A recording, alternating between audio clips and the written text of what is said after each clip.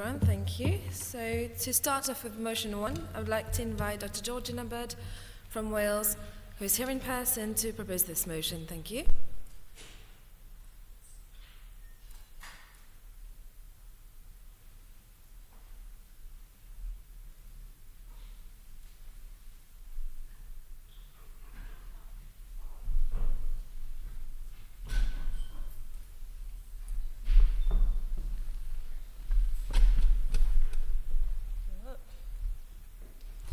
Hi guys, can you all hear me even if you can't see me?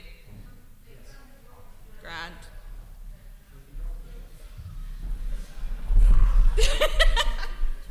We'll get it started, Georgie. Hang on. Magic. Cool. So obviously I realise this is a composite motion, so there were many committees that put forward a motion like this. So, you know, anyone that's seen me speak before knows that I kind of speak straight from the heart and tend not to give any extended speeches, so this will be fairly quick. Our main campaign at the moment is about pay, but this is pay related too. If we're paying out so much in professional fees and in fees for exams that we need to progress, we don't have additional money as take-home pay. So not only has our pay been eroded, but we're essentially forced to pay out very heavy sums of money in order to progress. Now that's been the situation for quite a while, but when money is so tight, the squeeze is there more than ever. Also, with the high failure rate of some exams, you're going to have to pay for that exam over and over again, which just makes the situation worse. I don't think that this motion is controversial in the slightest, and I really hope that you vote for it. That's pretty much it.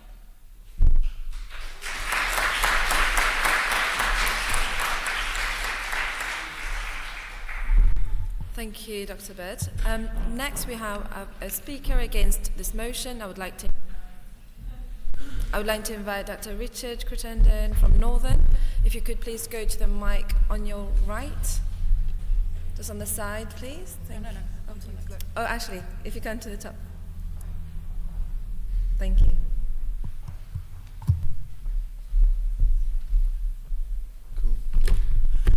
JD Conf, good morning.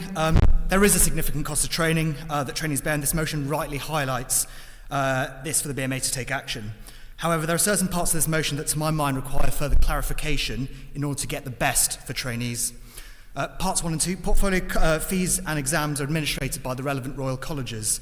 Lobbying them may lead to a position where membership fees are correspondingly increased to accommodate a reduction in these charges, leading to a net zero change. And realistically, there's very little incentive for royal colleges to cut this revenue stream, which may explain why there's been no shift on this position, despite JD Conf motions to this effect for 15 plus years.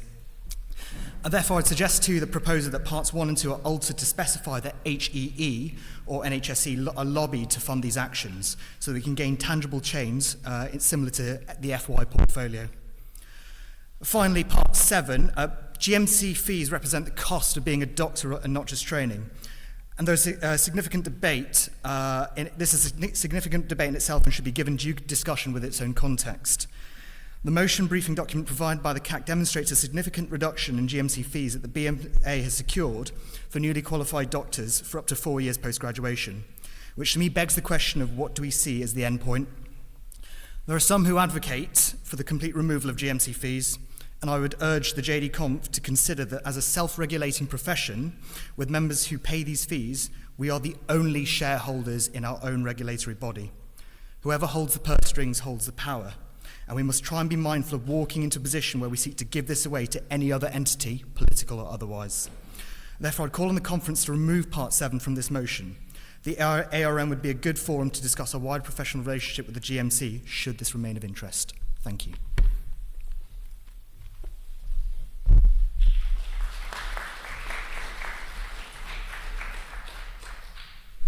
Thank you. I would like to remind doctors who submitted speaker slip for this motion to come to the front row, please.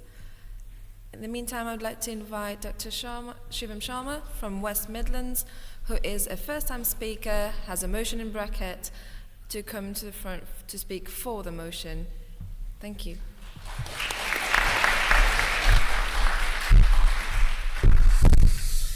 Hello everyone. So I'm here to speak in support of the motion. As doctors, we're dedicated to provide the best possible care for our patients. However, it's becoming increasingly difficult to do so when we're facing immense financial pressures. And many of this starts from the very beginning of our medical school, and this can be a significant barrier to the entry of our profession. The cost of living is rising, and many of us are facing ongoing pay cuts, and it's increasingly difficult to manage our finances.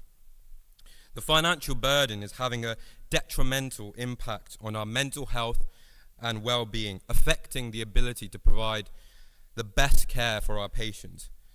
It's in the best interest of our healthcare system to reduce the financial pressures on doctors, and it's been shown doctors who are struggling with debt and financial worries are less motivated, stressed and overwhelmed, which ultimately all leads to burnout and a lack of engagement at work. By taking action to reduce these financial pressures, we can create a healthcare system better for everyone. So I think it's a welcome change to reduce the GMC's fees as well as the membership exam fees. I think particularly the GMC fees, they're mandatory, and it will go a long way to easing the financial burden for us. The GMC, we are the ones that pay for them, and that's very perplexing when we can call into question the whole regulatory process of the GMC itself. Unfortunately, I think in this case, whoever holds the purse strings for the GMC does not actually control the power, and we don't actually control much of the GMC's power, even though we pay for it. So what I call on is for us to work together to ensure that we can provide the best possible care for our patients while also managing our finances more effectively. Thank you.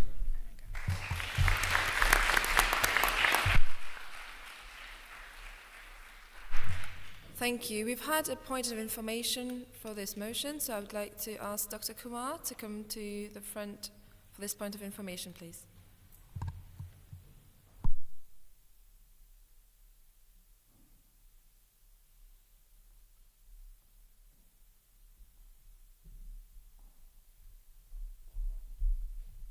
Good morning, conference. Just a quick point of information for the point against. Just to say that Health Education England has ceased to exist as of earlier this year, and all responsibilities are now merged with NHS England. Thank you. Thank you. Next, we'd like to invite, we've heard against and for the motion, but since we have time, we'd like to move on to hear from Dr. Roshan Rupra from East of England, who is also a first-time speaker, to speak for the motion.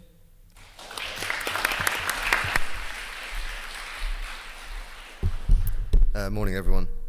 So, doctors as a profession have been struggling for far too long, and our value has eroded so much. We need to take it back. That's exactly what we've been doing, and that's exactly why we're here right now. Training is difficult, and on top of that, we have to pay out of our own pockets just to progress. It's nonsensical. These are essential things for us, just to be able to progress as doctors. Exams, portfolio, GMC fees, these things aren't cheap. And why are we expected to pay just to keep practicing? We're here fighting for our values, so I would urge us all to vote for this motion. Thank you.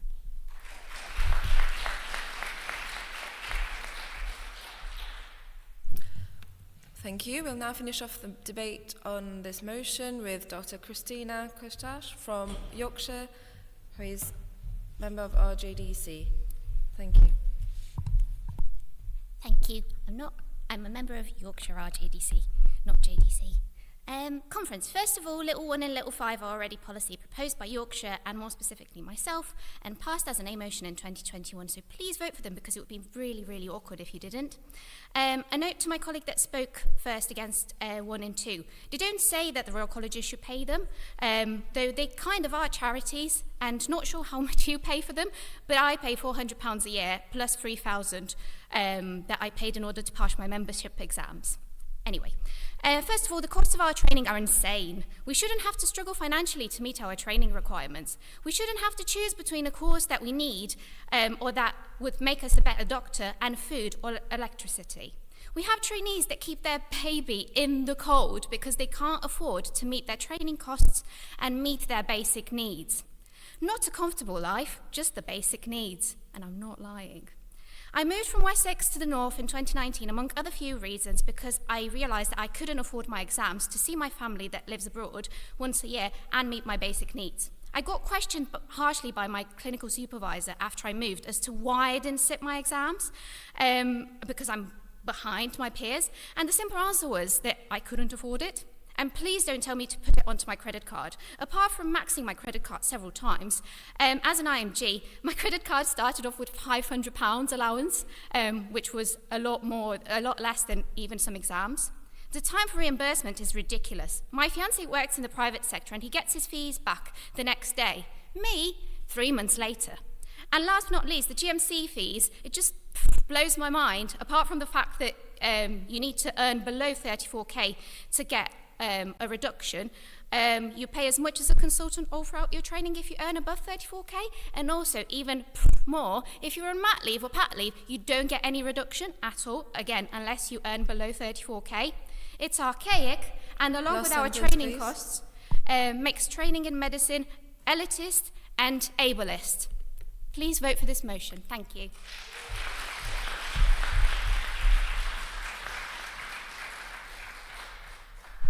Thank you, very passionate speakers indeed. So we've got another point of information from Dr. Annie Bourne. Would like to come to the front, thank you.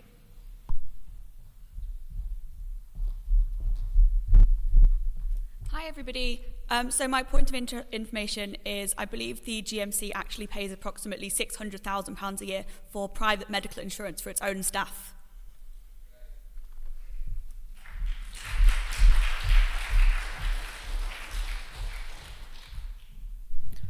Thank you. I'd like to invite Dr. Georgina Bird again for her right of reply after this debate.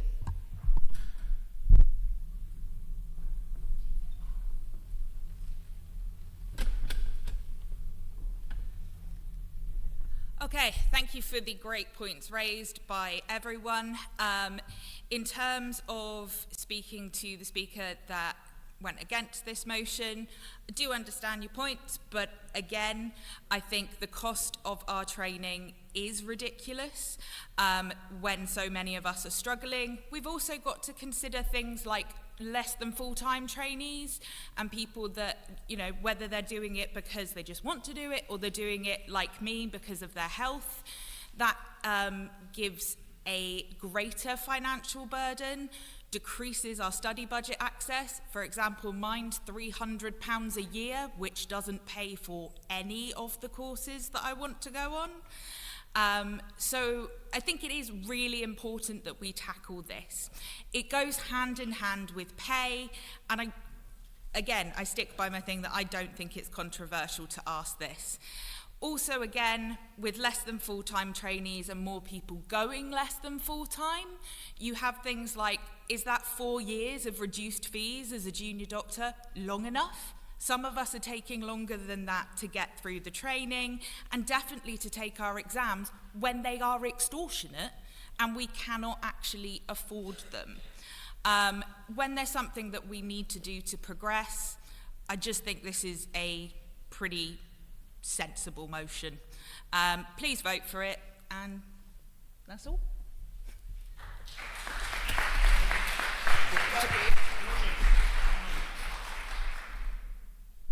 Yes, I would like to just clarify if you would like to take this motion in parts at all.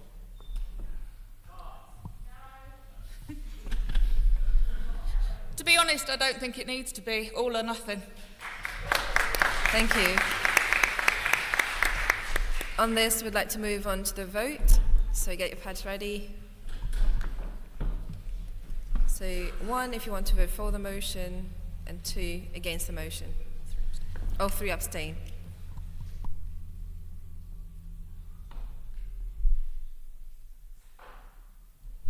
Please ensure for those in the room that you click OK after having voted, and it's only when you see the word received that you know you have voted successfully.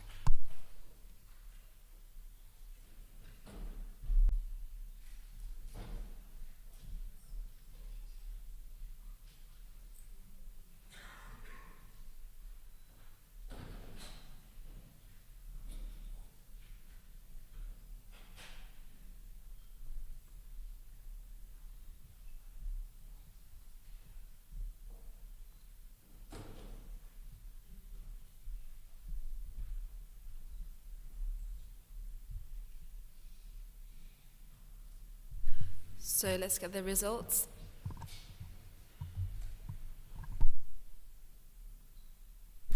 And the motion is carried. Thank you, everyone.